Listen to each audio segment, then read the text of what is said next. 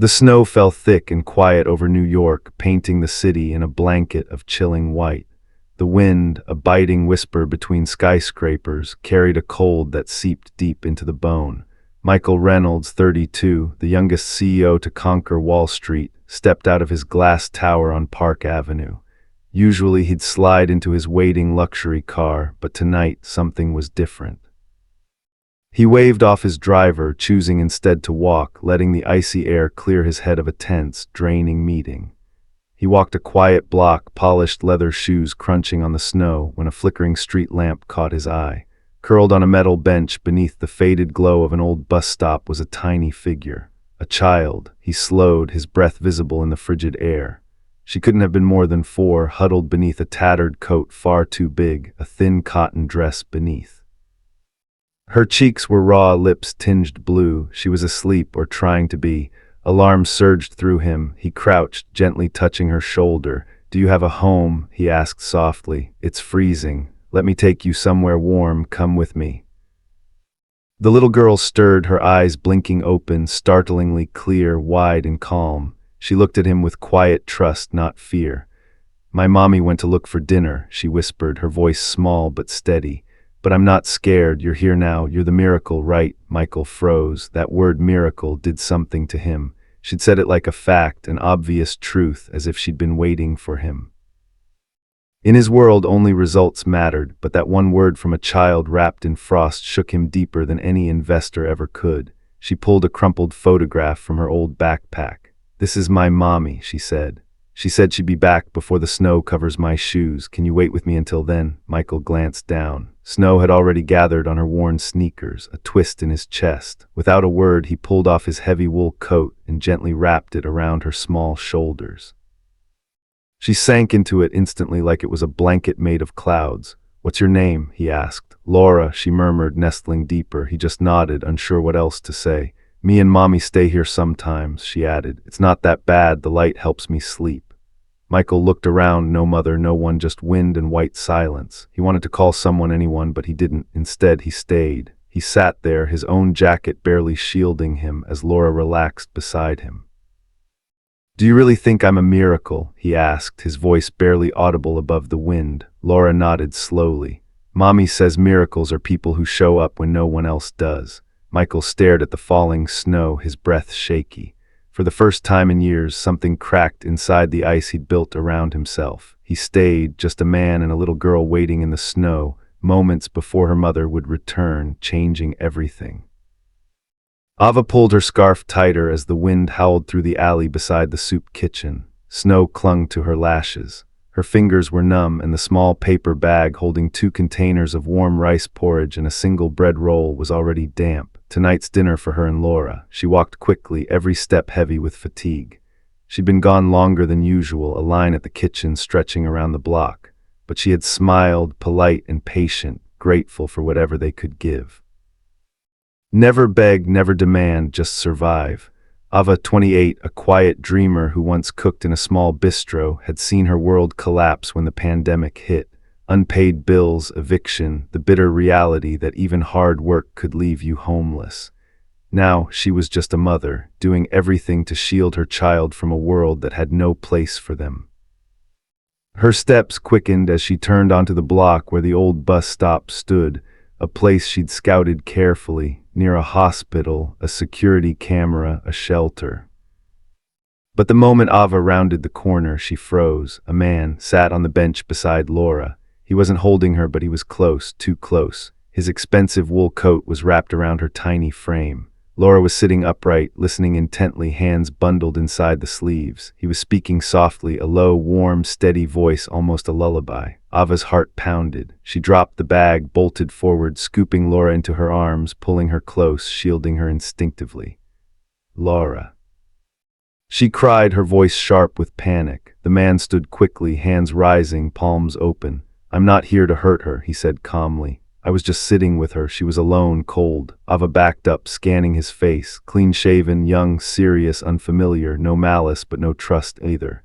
"You don't get to touch someone's child just because they look cold," she snapped, arms tightening around Laura. "I didn't touch her," he said gently.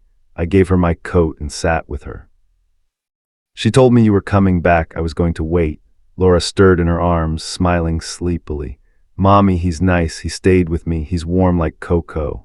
Ava looked down at her daughter. Her skin was less pale. She had stopped shaking. She turned back to him, still guarded. Who are you? My name is Michael, he said. I was walking by, that's all. He made no move to reclaim the coat. He just stood in his dress shirt, snowflakes collecting on his shoulders. Ava studied him.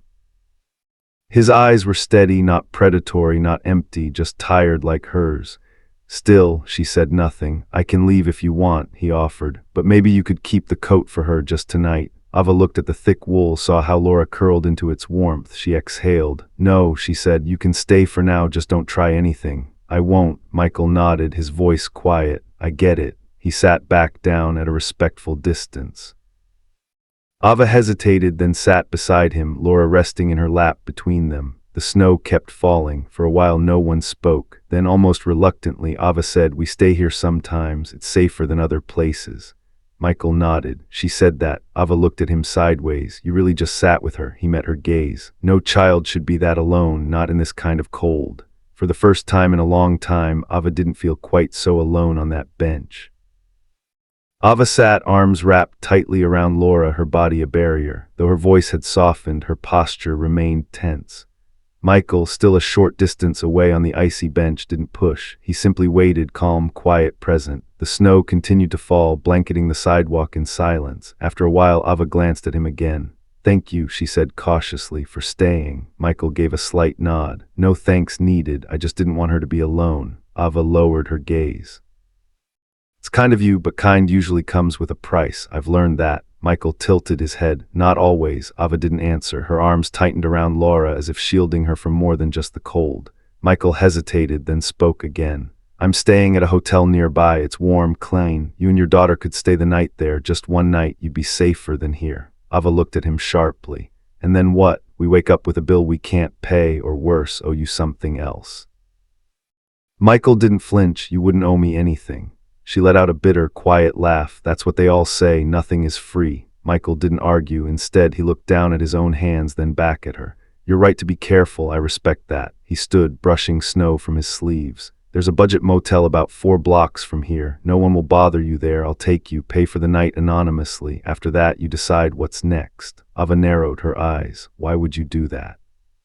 Michael met her gaze. Because I can and because I want to. That answer stunned her into silence. Eventually, she nodded slowly. We'll go, just for tonight. He said nothing more, just offered a small nod and waited while she stood, lifting Laura gently in her arms, the heavy coat still wrapped around the child like a cocoon. They walked the 4 blocks in near silence. Laura, half asleep in Ava's arms, stirred only once to whisper, I like him, Mommy. He makes the air feel warm. At the motel, Michael approached the front desk, quietly handling the room arrangements, asking the clerk not to mention his name. Then he handed Ava a room key.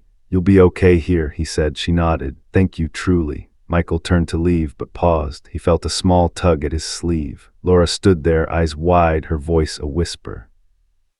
Will you come back tomorrow? I still have more of the miracle story to tell.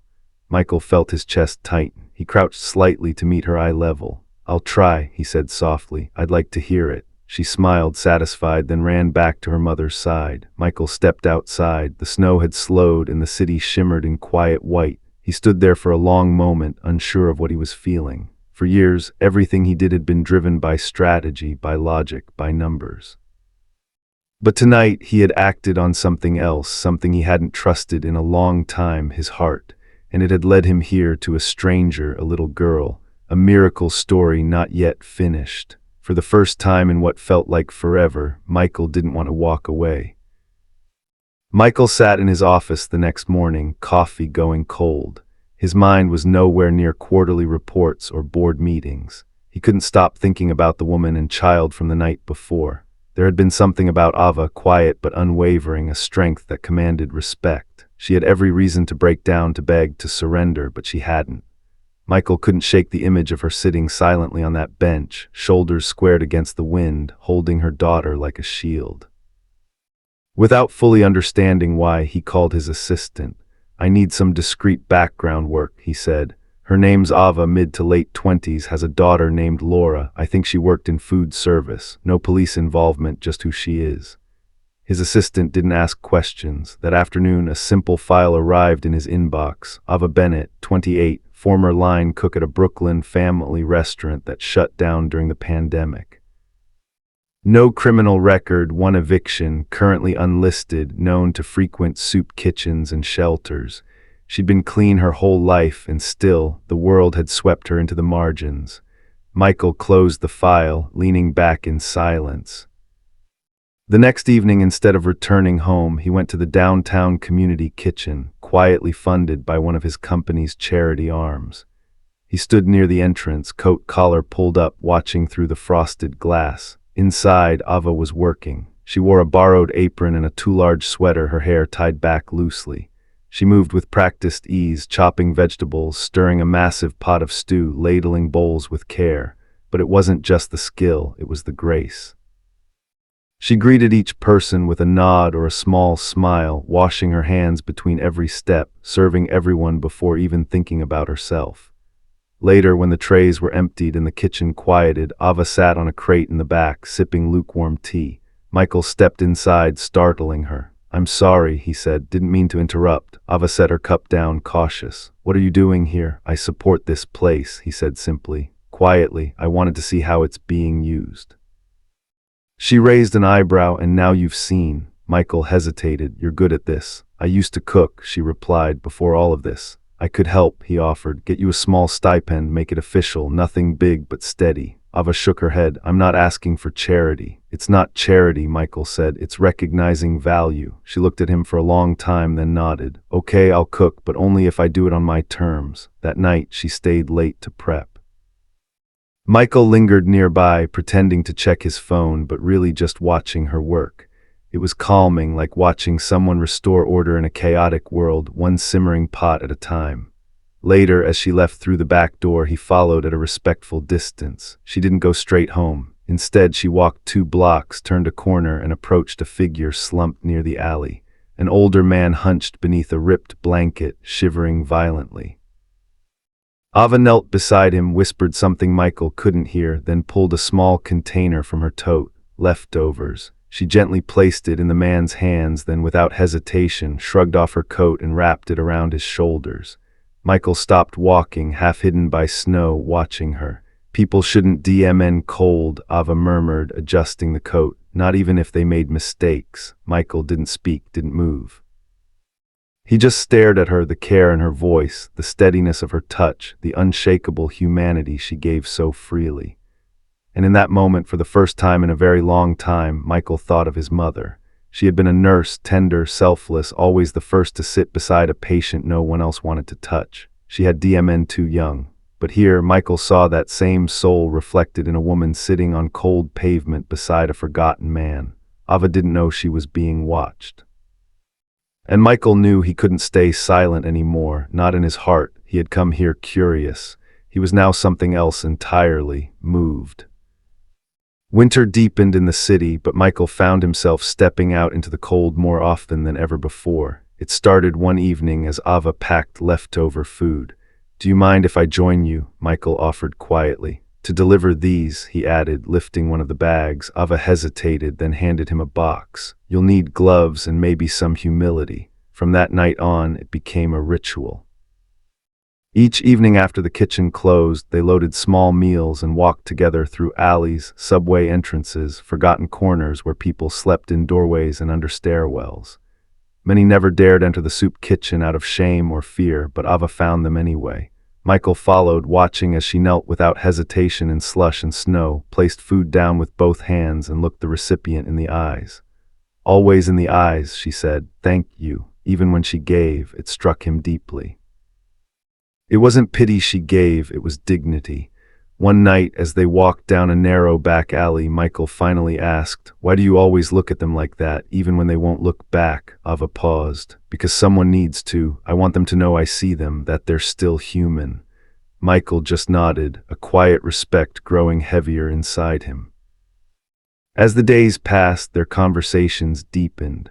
On a long walk back, Ava spoke of her childhood, a father who left, a mother who worked 3 jobs, a small apartment that always smelled like soup. "I've been invisible most of my life," she said simply. "I guess that's why I notice people others don't." Michael hesitantly told her about his own past, losing his mother at 12, how the world had told him to be tough, fast, brilliant, how he'd traded softness for strategy.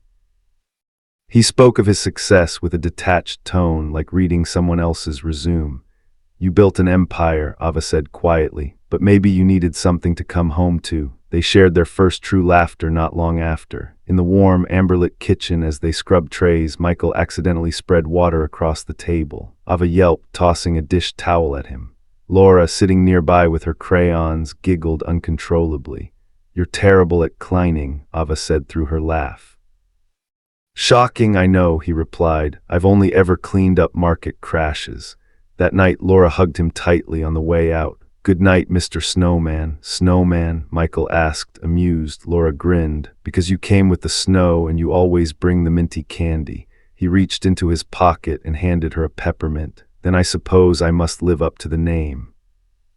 What Michael didn't tell Ava or Laura was what he had done that morning. While reviewing property reports for his company's philanthropic branch, he'd come across a listing. A closed-down cafe space in Midtown, modest but well-built, the kind of place that could smell like fresh bread and sound like stories being shared over soup.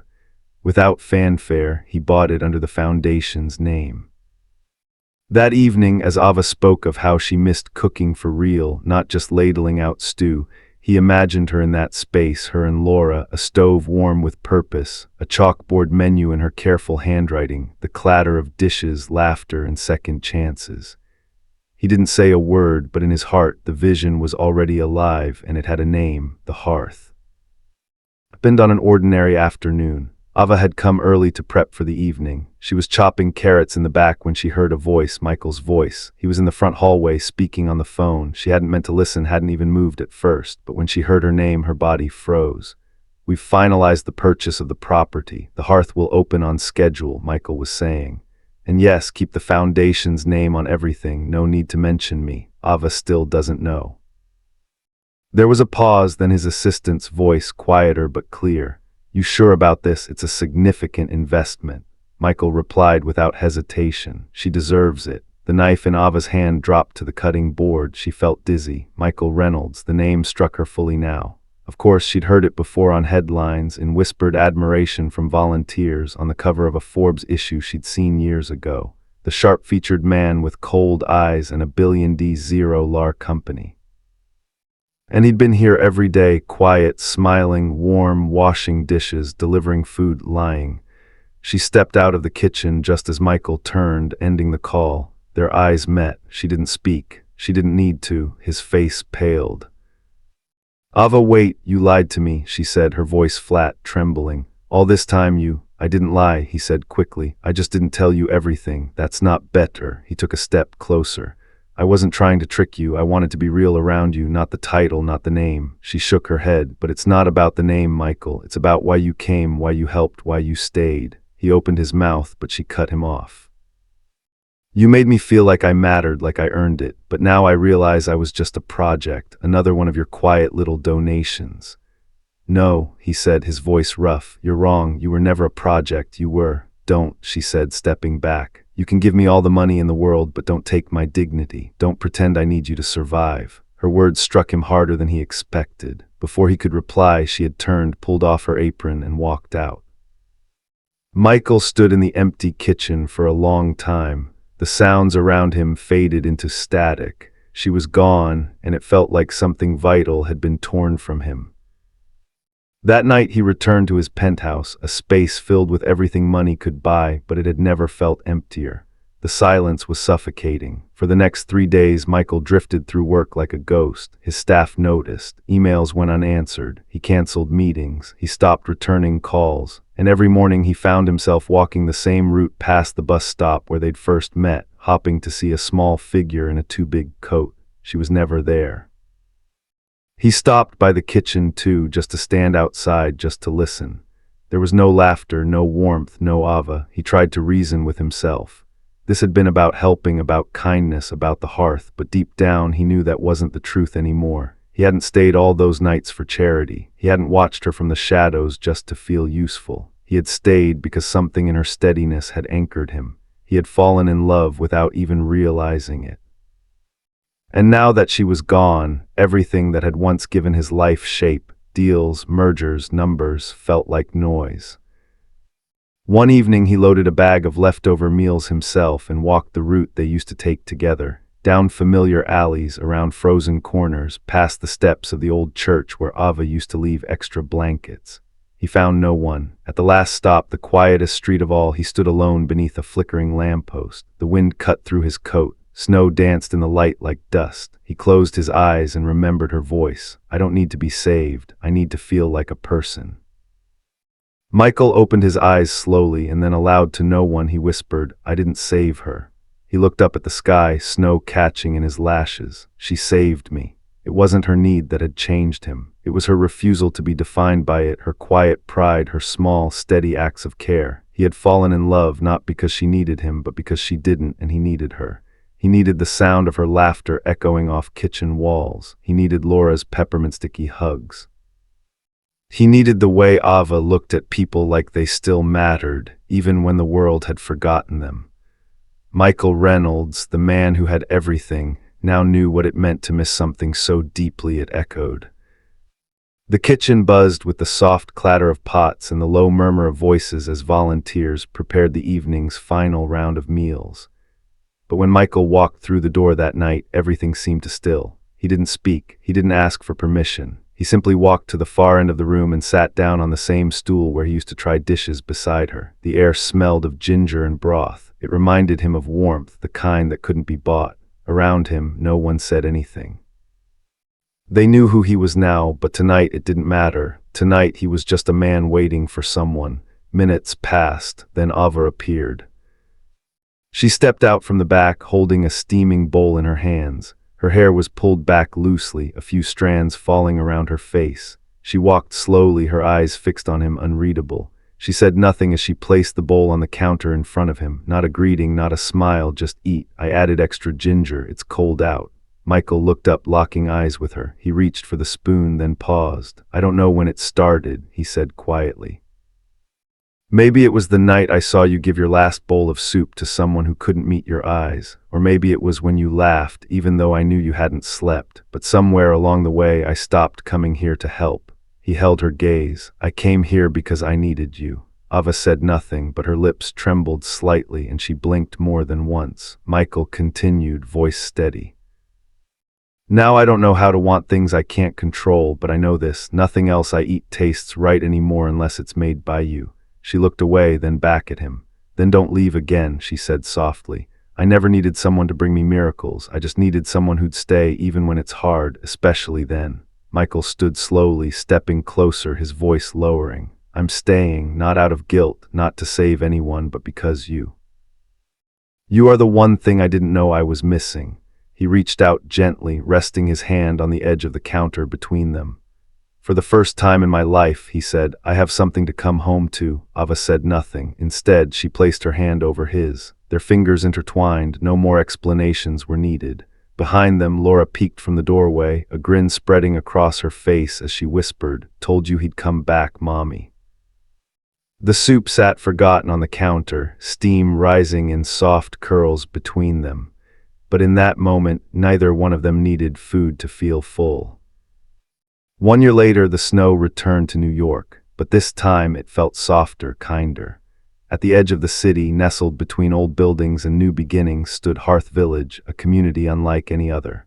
Built from restored brick and renovated hope, it offered more than just shelter. It offered a fresh start. Inside its walls, there was a bustling community kitchen, a classroom for vocational training, shared gardens, a reading nook, and a playground where children's laughter echoed like bells. And at the heart of it all stood Ava, now the head chef and program director. She moved through the kitchen with the same grace she once did in borrowed aprons, only now with staff behind her and a vision before her.